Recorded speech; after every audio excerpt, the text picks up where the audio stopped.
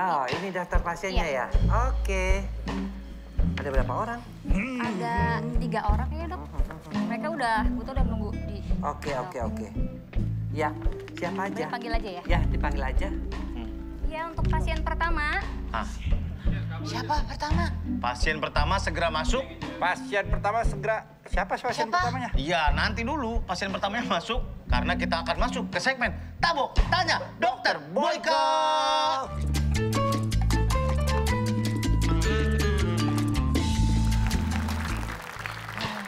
Dok, saya mau tanya ini.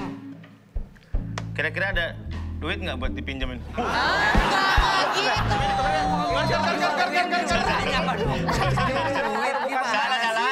Sorry.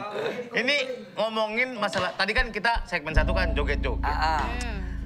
Aduh malu Malu. Joget-joget ini bisa jadi salah satu foreplay buat memanaskan suasana nggak sih, Dok? Oh iyalah, apalagi kalau jogetnya kayak striptease satu demi satu dilepas. Gitu. Itu kan bisa membangkitkan gairah. Berarti kita harus jaga body shape kita buat pasangan kita juga. Yes, betul sekali. Yang laki jangan sampai perutnya buncit, misalnya. Tuh, Lihat tuh. siapa buncit? Kemarin saya coba, Dok, joget-joget gitu, mau foreplay gitu sama istri saya. Tapi jogetnya gini, Caps Smile!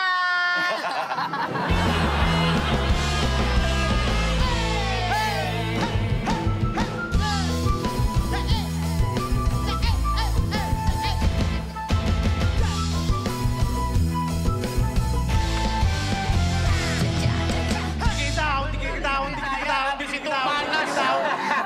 Ya panas. Dia lempar buku, lempar.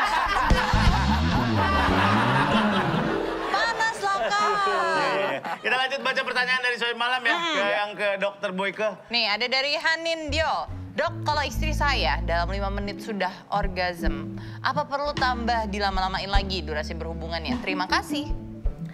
Jadi kalau sudah sampai orgasme kan dia sudah sampai puncak. Ya. Tapi wanita itu kelebihannya, dia tuh bisa berkali-kali alias multiple orgasme. Jadi memang mesti dilama-lamain, kalau cuma dapat sekali ngapain. Oh, gitu. Padahal dia punya potensi berkali-kali. Tapi si cowoknya juga staminanya mesti oke. Gitu. Tapi ada perempuan juga katanya yang susah mencapai orgasme. Oh iya, nah kayak gitu tuh biasanya yang saya, kalau di Indonesia nih kebanyakan, mereka itu tidak tahu titik-titik pekarangsangnya di mana. Si perempuannya apa si lakinya, Dok? Si laki, pengetahuan si lakinya tuh kurang banget bahwa misalnya dia harus mencium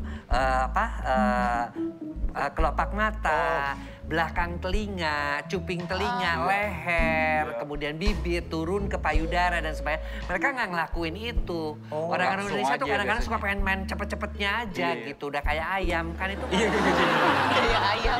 Ada nggak yang susahnya sampai harus dicium helai rambut yang keberapanya? Ribet banget sih. Emang.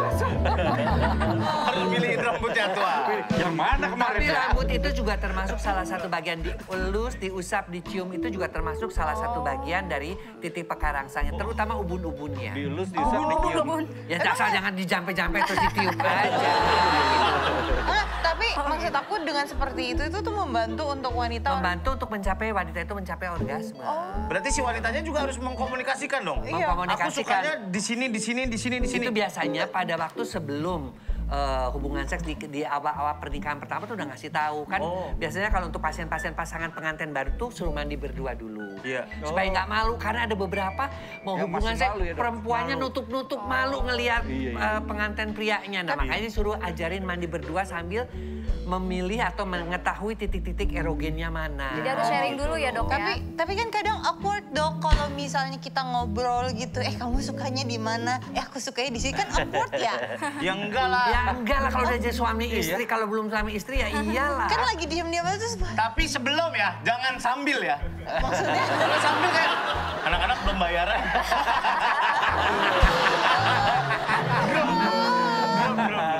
Aku juga Tapi pertama siapa dulu tahu gitu, dia Mbak. suka begitu juga. Aku juga dulu pertama malu-malu. Habis? Pas lihat itu, gitu aku tutup mata. Gitu.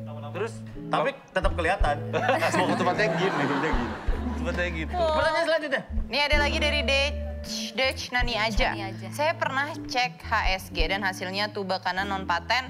Itu artinya apa ya, Dok? Dan saya sudah 5 tahun belum hamil juga. Padahal untuk anak pertama hanya kosong 3 bulan dari menikah. Tolong solusinya, Dok. biar cepat Nah, hamil. Tuba. Kalau HSG-nya non paten berarti dia itu dari 2 tuba hanya 1 yang berfungsi. Oh. Di mana telurnya itu bisa dikeluarkan melalui 1 saluran itu saja. Kan biasanya 2. Tuba falopi, Dok. Iya, Yang tuba kanan falopi kiri. itu yang namanya iya. saluran telur. Oh, Nah kalau mampet 1 kan cuma tinggal 1. Iya. Nah oleh karena itu kalau dokter biasanya dibuka juga yang satunya diobatin. Namanya di HSG. Di HSG di hidroterapi ya. Artinya tuh di Kayak ditembak hidrotubasi. gitu nggak sih? Jadi kita tembak, kita kasih di spade itu cairan Biar yang kebuka mengandung ya, Dok? antibiotik supaya terbuka tuba yang ininya. Nah setelah itu kalau udah tahu tubanya sudah terbuka, HSG lagi sudah bagus, baru kita program. Di mana saat hubungannya hari ke-11 sampai hari ke-17, 2 hari sekali hubungan seksnya. Terus posisi hubungan seksnya juga diajarkan missionary position. Tapi Dok, kalau misalnya wanita kan kadang tuh rahim kan ada yang macam-macam tuh Dok, kayak ke belakang kemana gitu, itu mempermasalahkan. Sangat mempengaruhi. 65% wanita rahimnya begini ke depan. Ke depan. Ya, sehingga posisinya missionary position yang paling bagus ya. Wanita di bawah, pria di atas itu missionary position. Bisa dibayangin, kamu bayanginnya Bisa nggak? hayati banget sih. Gimana? Lu di bawah, laki lu di lantai 2.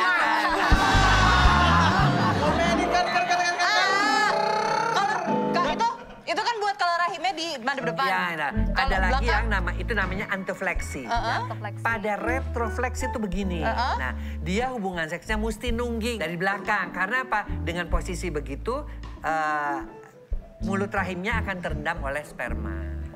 Jadi harus ada diketahui caranya juga dulu ya, Dok? ke dokter kandungan. Dok, rahim saya di depan apa di belakang? Nah, kalau kita nggak tahu gimana nih dok? Ya berarti dia itu melakukan hubungan seksnya missionary dulu. Udah gitu setelah ejakulasi dia langsung nungging 5 menit. Diemin 5 menit. Yang Kayak lakinya orang dong? kecut. Ceweknya dong, ngapain?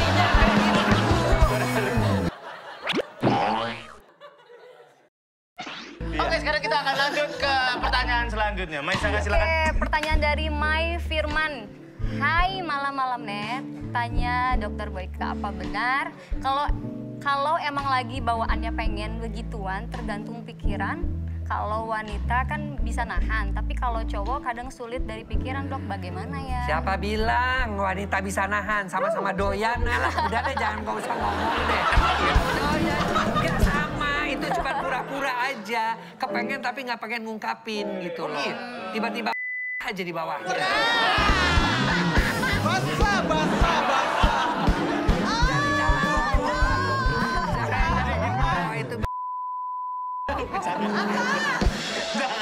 Hei! Enggak. Oh bukan berarti kan ini selalu konotasinya laki-laki yang selalu pengen, yang selalu ngajak itu gitu ya Bab ya? Iya betul. Bukan berarti perempuan itu nggak pengen juga dong? Sama, 65% banding ya laki-laki emang lebih banyak, 68 kali dalam 24 jam Ya. ya pikiran tentang seksnya. Tapi perempuan juga sekitar 45 sampai 48 kali, jadi umumnya sama lah. Oh, gitu. Sama, bukan berarti tapi- wanita nggak pengen juga gitu ya? Baik, kita akan ada Soy Malam yang mau telepon, mau tanya langsung sama Dokter Boyke. Ada Romi di Solo. Romi Klipi, halo? Halo, siapa Romi Klipi? Halo. Halo, Romi? iya loh. Ya, mau tanya langsung sama Dokter Boyke? Oke, boleh ya, saya tanya ya. Boleh. Silakan. Oke, jadi gini pertanyaan saya. Sebentar lagi saya akan menikah. Jadi ada kekhawatiran karena dulu saya pernah terkena herpes kelamin beberapa tahun yang lalu. Oke. Dan dinyatakan sembuh setelah berobat. Yang ingin ditanyakan, apa mungkin herpes ini akan kembali lagi? Karena saya takut menularkan ke calon istri.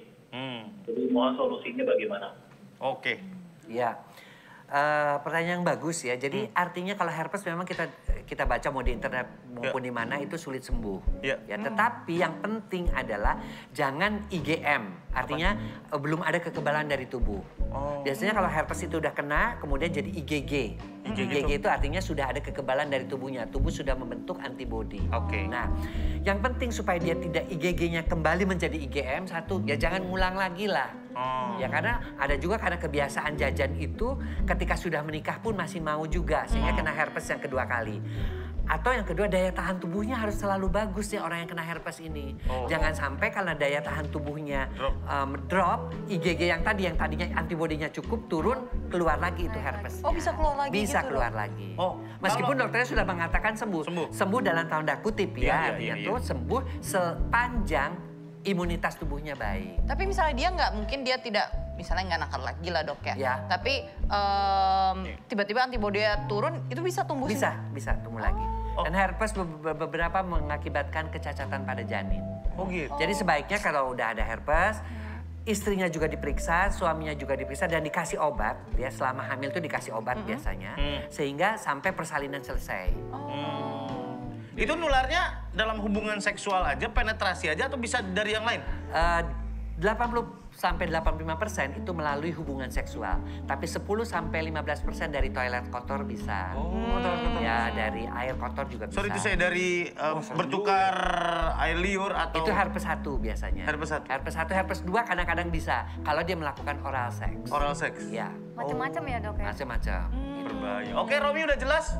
Ya, jadi saya harus menjaga diri saya ya, walaupun Iya. saya sudah dinyatakan sembuh. Stamina namun- harus dijaga. Jaga daya tahan tubuhnya. Ya, Dan daya stamina tahan harus dijaga tubuh. seperti itu dan tidak mengulangi lagi jajan-jajan sehingga kena herpes. Oke, siap. Ya Romi ya, jangan lagi jajan-jajan ya. Depan warung, beli. Boleh. Kita ingetin lagi buat teman-teman yang punya band, kalau mau kirim langsung aja dikirim ke malammalamnet@gmail.com yang punya band, punya videonya ya. Iya, Nanti kita kirim akan langsung tayangin. situ. Siapa tahu nanti kamu yang kita undang untuk main Bisa di malam. dipanggil sini main. Iya, terima kasih banyak. Dokter, terima kasih banyak. Sama-sama, sama-sama semuanya. Nanti Mudah-mudahan kita- bermanfaat ya. Amin, Ya, pasti amin, bermanfaat. Nanti kita akan balik lagi tetap di malam-malam. Jangan tidur. Jangan tidur dulu.